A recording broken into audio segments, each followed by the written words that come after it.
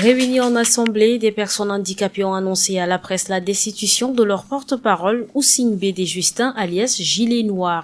Elle l'accuse de malversation financière, de détournement des kits alimentaires qui leur sont destinés.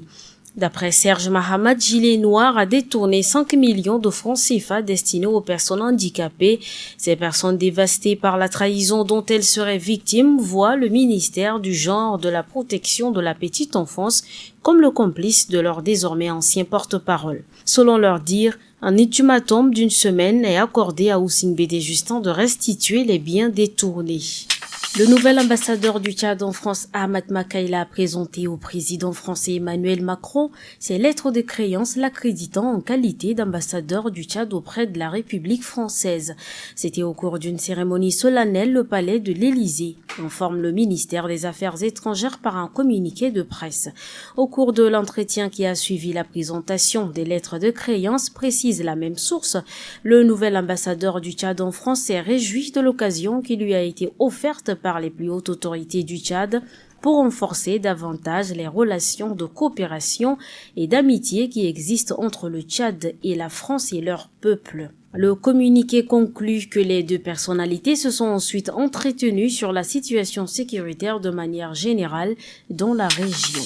Lors d'un message adressé à la nation à l'occasion du 63e anniversaire de l'indépendance du Mali, le président de transition Assimi Goïta a promis à ses compatriotes la reconquête totale du territoire malien, avec la nouvelle dynamique consécutive au retrait de la mission multidimensionnelle intégrée des Nations Unies pour la stabilisation au Mali, MINUSMA, et les opérations militaires en cours, le Mali recouvrera sa souveraineté sur l'ensemble de son territoire, a-t-il assuré.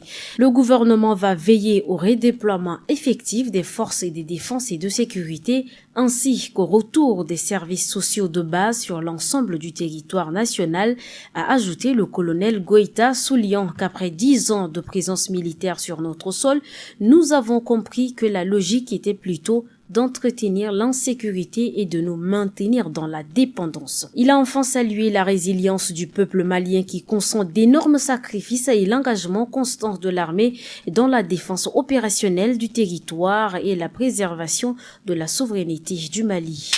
Le ministre d'État, ministre des Affaires étrangères, l'ambassadeur Mohamed Saleh Nadif a été reçu par son Excellence Antonio Guterres, secrétaire général de l'ONU, ce vendredi 22 septembre en marge de la 78e Assemblée générale des Nations Unies. Les deux personnalités ont eu des échanges fructueux sur divers sujets liés à la situation politique au Tchad, la situation sécuritaire au Sahel ainsi que la crise soudanaise. Le SG de l'ONU a remercié le Tchad pour son hospitalité et sa générosité envers les réfugiés, en particulier ceux fuyant le conflit au Soudan.